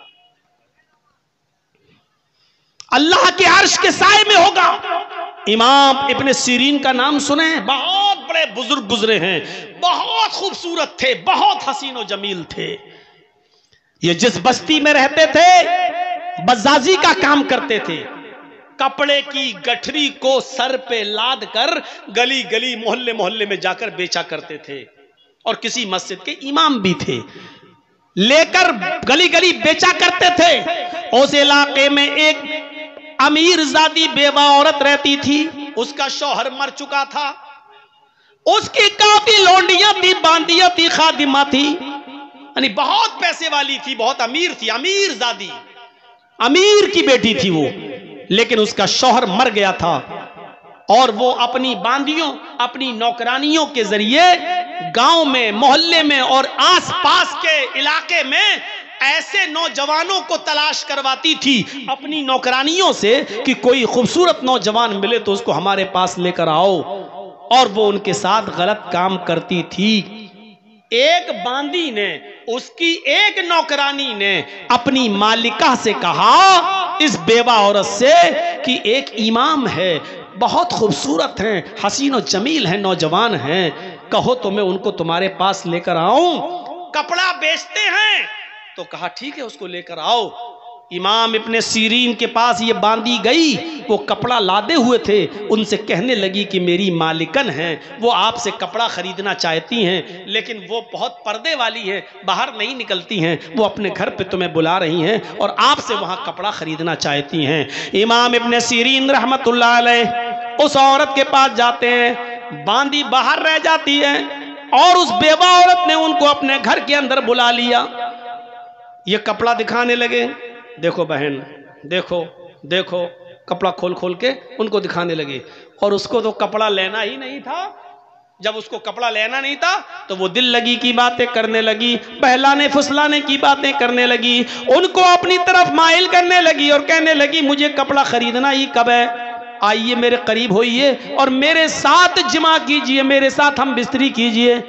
امام ابن سیرین نے سارے کپڑے کی گٹھری باندھی اور اس کو پیک کر کے رکھا، اور پھر ان کو واعظ کرنے لگے، نصیحت کرنے لگے، ان الحمدللہ نحمدہ ونستعینہ ونستغفر، پورا خطبہ دے ڈالا، اور زنا کی مذمت پر قرآن کی آیتیں پڑھ پڑھ کے اس کو بتائیں، اور بہت سی باتیں بتانے کے بعد جہنم کا عذاب، قبر کے عذاب کے بارے میں بتایا، سب کچھ سنایا، لیکن اس بیوہ عورت پر کوئی فرق نہیں پڑا، اس نے کچھ نہیں دیکھا، وہ بار بار کہتی رہی ٹھیک ہے، اللہ غفور الرحیم ہے، معاف کرنے والا، تم آؤ پہلے میرے پاس، تم آؤ پہلے میرے قریب۔ جب دیکھا کہ وعظ و نصیحت کا کوئی فرق نہیں پڑا اور یہ عورت مائل ہے، یہ زنا پر آمادہ ہے، تو کہنے لگے کہ اب بچنے کا کوئی راستہ بھی نہیں ہے۔ تو ان کے دماغ میں خیال آیا، آئے نوجوانوں، اللہ والے کیسا کیسا کام کر گئے زنا سے بچنے کے لیے، اور ہم تو یہ تصور بھی نہیں کر سکتے۔ امام ابن سیرین کہتے ہیں اچھا یہ بتاؤ کہ تمہارا باتھ روم کہاں ہے؟ مجھے بہت سخت لیٹرین لگی ہوئی ہے، مجھے قضاء حاجت کے لیے جانا ہے، میں لیٹرین سے فارغ ہونے کے بعد آتا ہوں، تمہارے پاس بیٹھتا ہوں۔ اچھا ٹھیک ہے یہ ہے. اس نے بتا دیا. جب لیٹرین سے نکلے تو کچن میں گھس گئے. کچن میں جو نالی تھی جس میں بہت زیادہ کچڑا اشڑا جمع ہو جایا کرتا تھا، اس میں کالے رنگ کی سیاہ کیچڑ جمی ہوئی تھی نالی میں. امام ابن سیرین اسی کچن کی نالی کے پاس بیٹھ گئے اور اس نالی سے ایک سیاہ رنگ کی کالی کیچڑ نکال کر انہوں نے اپنے چہرے پہ مل لی، اپنے کپڑوں پہ ملا، اپنی داڑھی آڑی پہ ملا اور پوری طریقے سے اپنے آپ کو لت پت کر لیا کیچڑ سے. اور اسی گندگی کی حالت میں اس عورت کے پاس آئے. چلو آؤ ملتے ہیں. کہاں ملیں؟ اس نے کہا ہٹ ہٹ بدبو آ رہی ہے، یہ کیا کر کے آیا تو؟ یہ جلدی سے کپڑے کی گٹھری اٹھائی اور بھاگ گئے. اور پھر جب گاؤں میں پہنچے تو ایک کنویں سے پانی کھینچا اور وہاں جا کر انہوں نے اپنے کپڑے دھوئے اور وہاں جا کر وہ نہائے دھوئے اور انہوں نے غسل کیا اور اللہ کا شکر ادا کیا کہ آئے اللہ آج تو نے مجھے ایک عورت کے شر و فتن سے تو نے مجھے بچا لیا، آج میں زنا جیسی بدکاری سے محفوظ ہو گیا. میرے پیارے ساتھیوں، زنا سے بچنے کے لیے غور کرو کہ وہ عورت امام ابن سیرین اگر اس کا ارادہ پورا کر دیتے تو پیسہ بھی دیتی، تنہائی بھی دے رہی تھی، امیر بھی تھی، کپڑا بھی نہیں خریدتی اور پیسہ بھی دے رہی تھی ان کو، سب کچھ. لیکن امام ابن سیرین کے پاس سب کچھ تھا، موقع تھا، تنہائی تھی اور وہ بیوہ عورت خوبصورت بھی تھی، لیکن ان سب کے باوجود اللہ کا خوف تھا اور اپنے آپ کو بچایا. اس سے کہا اللہ سے ڈر، یہ زندگی چند دنوں کی، اللہ کی منہ دکھانا ہے. نصیحتیں کی لیکن وہ نہیں مانی. میرے پیارے ساتھیوں، تب امام ابن سیرین نے اپنے آپ کو ایسے بچایا. نوجوانوں، اس زنا کاری و بدکاری کے راستے سے اپنے آپ کو بچا لینے والا اور کسی خوبصورت عورت کی دعوت پر یہ کہہ دینے والا کہ انی اخاف اللہ، میں اللہ سے ڈرتا ہوں، ایسا شخص بھی قیامت کے دن اللہ کے عرش کے سائے میں ہوگا. بخاری شریف کے اندر ایک واقعہ آیا ہے، جب مرثد ابن ابی مرثد ایک صحابی ہیں، ایمان لائے، اسلام قبول کیا، تو اللہ کے رسول نے ان سے کہا کہ تم مکے جاؤ، اور مکے میں ہمارے بہت سے مسلمان صحابہ قید ہیں، کافروں کے چنگل میں ہیں، ان سے چھڑا کر چپکے مدینے کی طرف لاؤ، ان کو وہاں سے چھڑاؤ. تو یہ رات میں مکے پہنچتے تھے اور رات میں جاتے تھے، چپکے سے کسی گھر میں گھستے تھے، جہاں کوئی مسلمان صحابی قیدی ہوتا تھا اس کو اٹھا کر لاتے تھے اور پھر اس کی بیڑیوں کو توڑتے تھے اور پھر اس کو مدینہ بھیج دیا کرتے تھے. کیونکہ اسلام لانے سے پہلے خود یہ چور تھے، اسلام لانے سے پہلے خود یہ چور تھے، ان کو بیڑیاں توڑنے میں مہارت تھی، یہ جانتے تھے. تو اللہ کے رسول نے ان سے وہی کام لیا کہ تم اب مسلمان صحابہ کی بیڑیاں توڑ کر ان کو کافروں سے چھڑاؤ، ان کے اوپر ظلم کر رہے ہیں وہ کافر، ان کو چھڑاؤ. تو ایک دن یہ مکے کے اندر پہنچ گئے اور اسی جگہ چلے گئے جہاں مسلمان صحابہ قید تھے. رات کی تاریکی کا فائدہ اٹھایا اور ایک دیوار کے پیچھے چھپ گئے. چاندنی رات تھی، رات کے اندھیرے میں ایک عورت نکل کے آئی، اس نے دیوار کے پیچھے ایک سایہ دیکھا، سمجھ گئی کہ اس دیوار کے پیچھے کوئی آدمی بیٹھا ہے، اس آدمی کا سایہ یہاں آ رہا ہے. وہ گئی دیوار کے پیچھے، کیا دیکھتی ہے کہ ایک آدمی بیٹھا ہوا ہے اور دیکھتے ہی اس کو پہچان گئی. کہنے لگی تم تو مرثد ہو، تم تو مرثد ہو. مرثد نے دیکھا، مرثد بھی پہچان گئے، کہنے لگے تم تو عناق ہو، تم تو عناق ہو. کہاں؟ زمانے جاہلیت میں جب مرثد اسلام نہیں لائے تھے تو اس عورت کے ساتھ ان کے ناجائز تعلقات تھے، کئی مرتبہ اس عورت کے ساتھ مل چکے تھے، لمبے تلنگے لمبے چوڑے تھے، وہ عناق ان کی دیوانی تھی. اتنے دنوں کے بعد آج دیکھتی ہے، کہتی ہے مرثد پرانی یادیں تازہ ہو گئیں، کتنے سال کے بعد تم آئے ہو، چلو ہمارے گھر چلو، ہمارے گھر میں کوئی نہیں، آج کی رات ہمارے ساتھ سو جاؤ، وہی رات گزارو. مرثد ابن ابی مرثد کہتے ہیں کہ آیا ناق، اب ان ہاتھوں نے محمد رسول اللہ کے ہاتھوں کو چھو لیا ہے، یہ ہاتھ محمد رسول اللہ سے ٹچ ہو چکے ہیں، ان ہاتھوں نے محمد رسول اللہ سے مصافحہ کر لیا ہے. آیا ناق اب حرام عورت کی طرف میں ہاتھ نہیں بڑھا سکتا، اے اناق بہتر ہے کہ تم چلی جاؤ۔ اناق کہنے لگی اچھا اب تم بدل گئے ہو، میری آرزو اور میرے ارمانوں کا تم گلا گھونٹ رہے ہو، اتنے سالوں کے بعد آئے ہو، اگر تم نے میرے ارادے اور میرے ارمان اور میری آرزوؤں کو پورا نہ کیا تو میں چلا دوں گی۔ مرثد ابن ابی مرثد کہتے ہیں کہ کچھ بھی کرو لیکن اب میں تمہارے ساتھ زنا نہیں کر سکتا ہے، میں محمد رسول اللہ صلی اللہ علیہ وسلم، ان آنکھوں نے محمد رسول اللہ کا دیدار کر لیا ہے، اب یہ حرام چیز کی طرف اٹھے گی بھی نہیں ہماری نظریں۔ اناق کہتی ہے آئے خیمے والوں اٹھو، آئے گاؤں والے اٹھو، ایک آدمی آیا ہے تمہارے قیدیوں کو چرا رہا ہے، تمہارے قیدیوں کو اٹھا کر لے جا رہا ہے۔ اناق کی آواز سن کر محلے والے اور گاؤں والے اٹھنے لگے، دوڑنے لگے۔ مرثد ابن ابی مرثد نے جب ان کو آتا ہوا دیکھا تو وہ بھاگ گئے، ایک پہاڑ کی طرف چلے گئے، اور پہاڑ کے اوپر چڑھنے کے بعد ان کو ایک غار نظر آئی تو وہ پہاڑ سے نیچے اتر کر اس غار کے اندر چھپ گئے۔ وہ لوگ پہاڑ کے اوپر تک آئے، ان کو غار کا دروازہ نہیں دکھائی دیا، انہوں نے، گاؤں والوں نے اس پہاڑ کے اوپر کھڑے ہو کر پیشاب بھی کیا۔ مرثد ابن ابی مرثد کہتے ہیں، بخاری کی روایت ہے، وہ پیشاب کر رہے تھے اور ان کا پیشاب ہمارے سر پر آ رہا تھا، وہ پیشاب کر رہے تھے اور ان کا پیشاب ہمارے سر پر گر رہا تھا، لیکن میں ٹس مس نہیں کر رہا تھا، اگر میں تھوڑا بہت ہلتا تو وہ مجھے پہچان لیتے اور دیکھ لیتے، میں ایسے ہی چھپا رہا، یہاں تک کہ کچھ دیر کے بعد وہ سب چلے گئے۔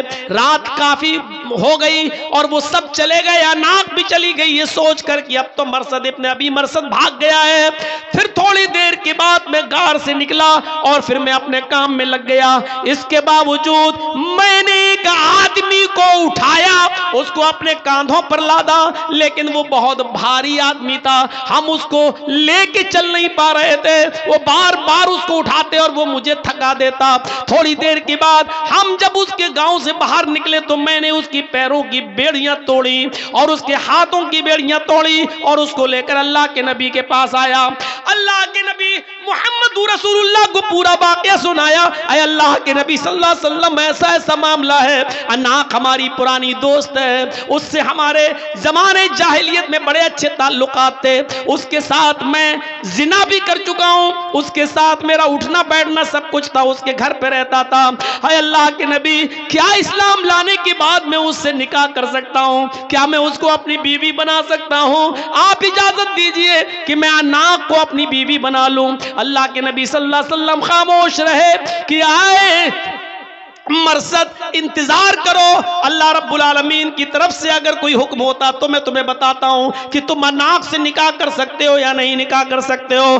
یہاں تک کہ اللہ رب العالمین نے قرآن میں یہ آیت نازل فرما دی کہ الزانی لا ينکح الا زانیۃ او مشرکۃ، کوئی زانی کسی زانیہ ہی سے نکاح کر سکتا ہے اور کسی مشرکہ سے ہی، اور کوئی زانیہ عورت کسی زانی مرد سے ہی نکاح کر سکتی ہے، یا زانی یا مشرک مرد سے نکاح کر سکتی ہے۔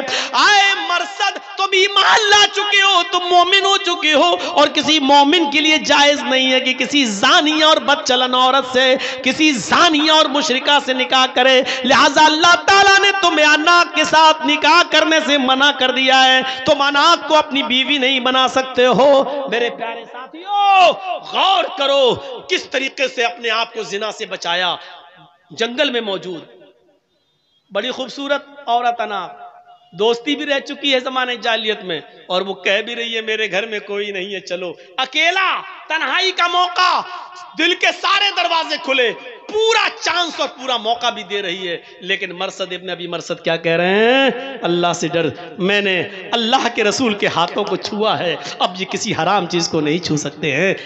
یہ لوگ اللہ کے عرش کے سائے میں ہوں گے، لہٰذا وہ نوجوان، وہ آدمی جس کو کسی خوبصورت لڑکی نے برائی کے لیے بلایا اور اس نے یہ کہہ دیا کہ میں اللہ سے ڈرتا ہوں، انی اخاف اللہ، تو ایسا شخص بھی قیامت کے دن اللہ کے عرش کے سائے میں ہوگا۔ 5 چیزیں ہو گئیں، 2 چیزیں اور رہ گئیں، ان کا بھی خلاصہ کر دوں۔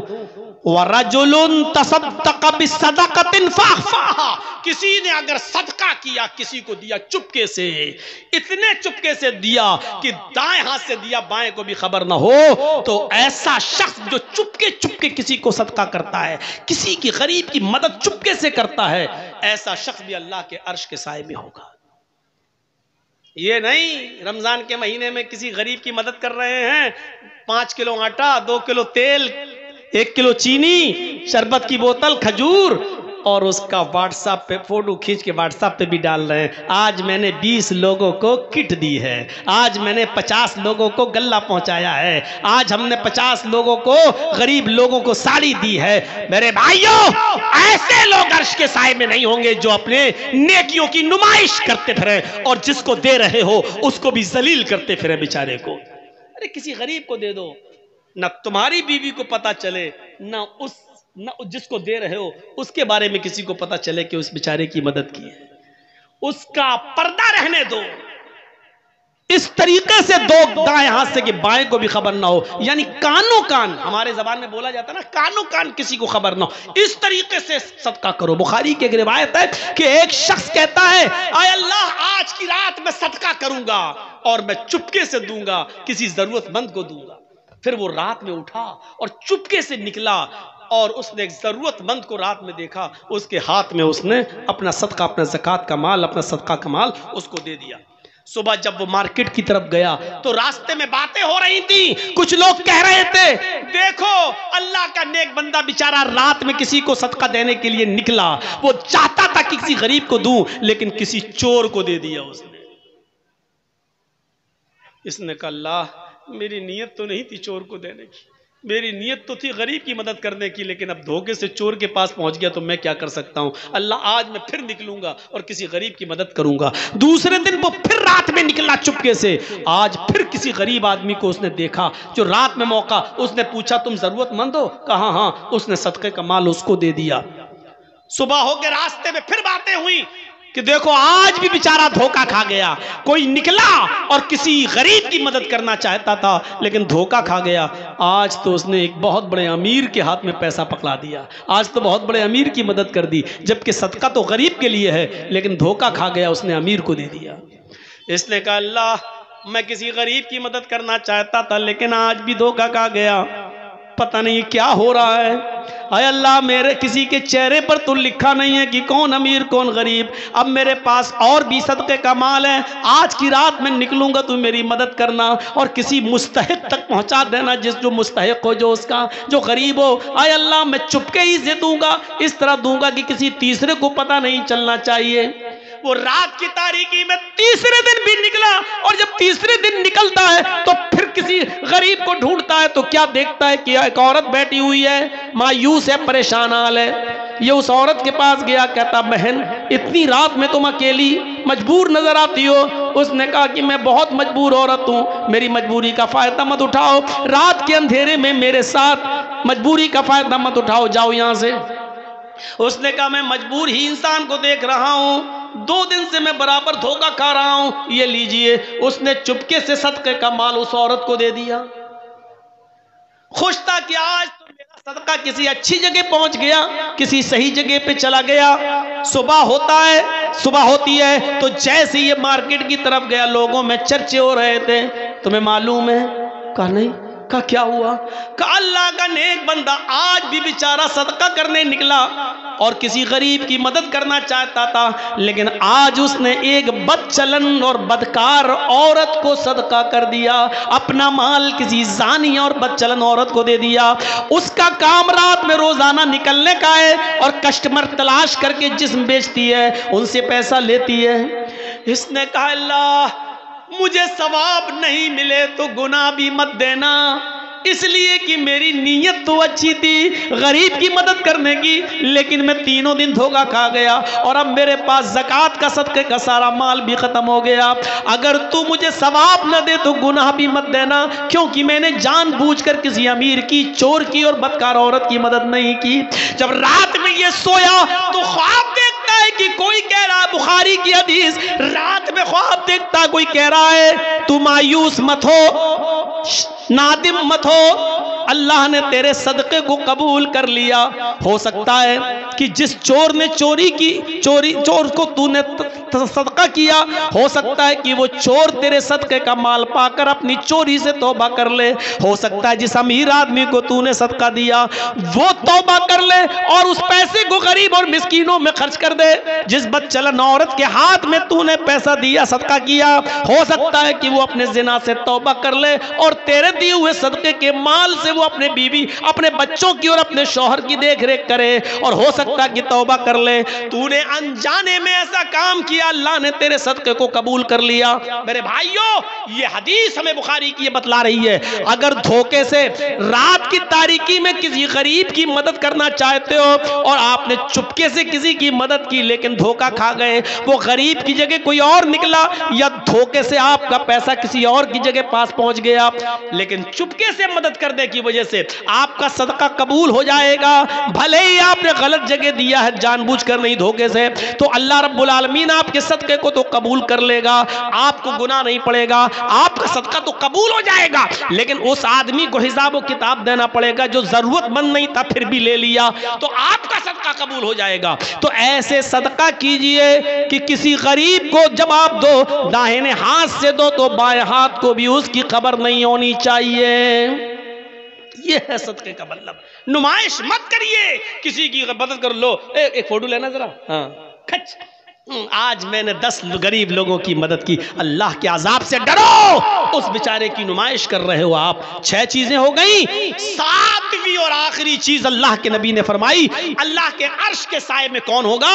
رجل ذکر اللہ خالیا ففاضت عیناہ، جو اللہ کے خوف سے اللہ کو یاد کر کے رات کی تاریکی میں اللہ سے ڈر گیا، اس کے عذاب سے ڈر گیا، تو ایسا شخص اللہ کے عرش کے سائے میں ہوگا قیامت کے دن۔ حضرت عمر فاروق رضی اللہ تعالیٰ عنہ رات کے اندھیرے میں روزانہ غریب عورت، ایک بوڑھی عورت اور ایک اندھی اور نابینا عورت کی خدمت کیا کرتے تھے، اور اس کے بعد میں جب خدمت کر کے دربار خلافت میں آتے تھے تو یہ ہاتھ اٹھا کر دعا کرتے تھے تہجد کے بعد، اور روتے ہوئے یہ دعا کرتے تھے کہ ربنا اصرف عنا عذاب جہنم ان عذابها کان غراما، اے اللہ جہنم کا عذاب ہم سے ہٹا لے، اس لیے کہ جہنم کا عذاب برداشت کرنے کی ہمیں چھمتا نہیں ہے، جہنم کا عذاب برداشت کرنے کی ہم میں سکت نہیں ہے۔ وہ روتے تھے، اللہ کو یاد کر کے وہ روتے تھے اور اپنے آنکھوں سے آنسو بہاتے تھے۔ آنسو بہانے کا سب سے اچھا وقت رات کا وقت ہے، اور تنہائی میں روئیے۔ دن میں اگر روتے ہیں تو دکھاوا بھی ہو سکتا ہے، ان کے سامنے روئیں گے تو آدمی کہے گا ہاں بہت رونے والا ہے، دیکھیے کتنا رو رہا ہے۔ رات کی تاریکی میں اور اکیلے میں روئیے اور اپنے رب کو بنائیے اور دعا مانگیے، ربنا اصرف عنا عذاب جہنم ان عذابها کان غراما، الہ العالمین تو جہنم کے عذاب سے ہم کو نجات عطا فرما، اے اللہ جہنم کے عذاب سے ہم کو بچا لے، ان عذابها کان غراما کہ تیرا عذاب بہت ہی زیادہ سخت اور چبٹنے والا ہے۔ یہ دعا مانگتے رہو اور آنکھوں سے آنسو بہاتے رہو۔ اللہ کے نبی صلی اللہ علیہ وسلم نے ذکر و اذکار کی بڑی فضیلت فرمائی ہے، اور یاد رکھیے اٹھتے بیٹھتے چلتے پھرتے دعائیں پڑھتے رہا کرو، کم سے کم یہ دعا بھی یہی دعا پڑھتے رہو، رب اغفر لی، اے اللہ مجھے بخش دے، اے اللہ مجھے بخش دے، یہ دعا پڑھتے رہو۔ اللہم انی ظلمت نفسی ظلما کثیرا ولا یغفر الذنوب الا انت فاغفر لی مغفرۃ من عندک وارحمنی انک انت الغفور الرحیم۔ یہ دعا اللہ کے نبی نے ابو بکر صدیق کو سکھلائی تھی۔ ابو بکر نے کہا تھا اللہ کے نبی ایسی دعا بتاؤ جس دعا کو پڑھ کر میں اپنے گناہوں کی معافی مانگتا رہوں۔ اللہ کو یاد کرو تنہائی میں اور آنکھوں سے جس کے آنسو بہ گئے، ایسا شخص بھی قیامت کے دن عرش کے سائے میں ہوگا۔